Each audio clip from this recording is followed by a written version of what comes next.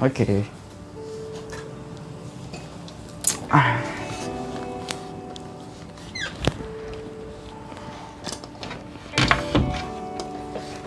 Oke, kembali lagi ke video selanjutnya. Assalamualaikum warahmatullahi wabarakatuh. Ya, di sini biasa kita melanjutkan tadi pembahasan di video yang sebelumnya, yaitu Amor Fati, ajaran filosofi teras atau stoicisme, filsafat stoicisme, bahwa kita itu diajarkan untuk menerima takdir yang bernama Amor Fati, atau di Jawa bisa disebut trimo ing pandum. Nah, disitulah sebelum kita berbicara jauh, sebelum berbicara lebih jauh, kita buat thumbnail YouTube dulu. Sebentar, gayanya gimana ya? Gaya Amor Fati, menerima takdir.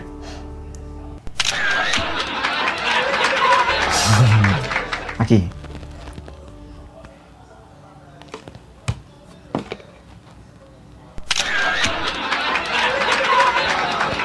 Sekali lagi.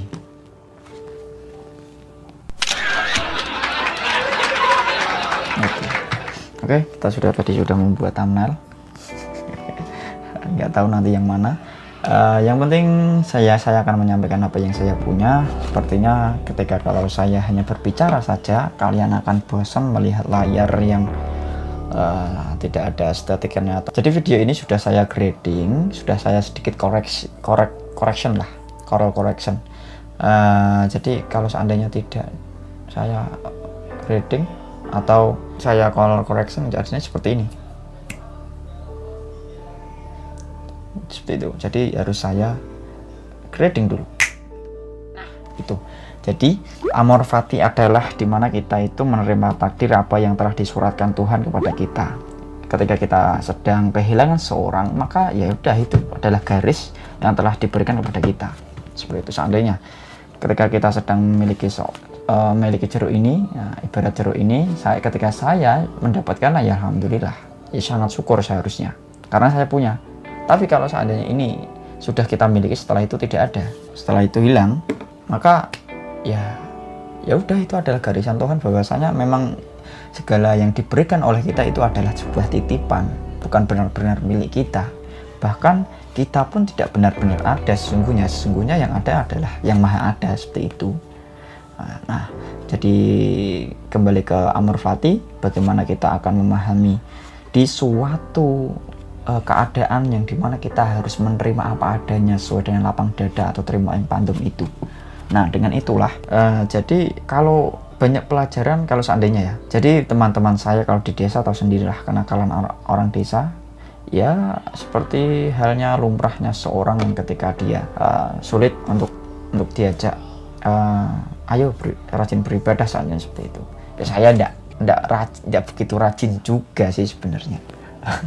Tapi cuman kan setidaknya ya standar lah, ya enggak jelek-jelek amat. Tapi ketika kita mengajak teman kita yang ayo kita berbaik atau amar ma'ruf nahi mungkar, itu orang yang ada sekeliling kita atau teman kita itu akan menolak karena dia itu menganggap hal yang seperti itu adalah berat. Maka itu adalah suatu hal yang non Amor Fati dong, berarti tidak menerima takdir yang seharusnya dia diciptakan untuk beribadah. Wa ma khalaqul jinna wal insa illa liya'buduh. Nah, seperti itu kan. Jadi yang sesungguhnya yang diciptakan Tuhan itu di dunia ini hanya untuk beribadah, entah manusia, entah jin, entah manusia. Tapi ketika itu dia melakukan suatu hal yang ingkar atau bertolak belakang dari hal itu, yang terjadi adalah ya dia tidak menerima takdir atau tidak menerima suratan itu. Nah, seperti itu hal yang suatu yang ditiadakan dari dalam dirinya. Sebenarnya Amor Fati ini kita dapat pahami ketika kita itu benar-benar sudah melakukannya. Atau kalau kita bisa melakukan apa yang telah Amor Fati itu diterapkan pada diri kita, atau menerima ing pandum dari segala apa yang telah Tuhan berikan kepada kita, maka itulah yang sebenarnya engkau telah mengamalkan dari ajaran-ajaran itu.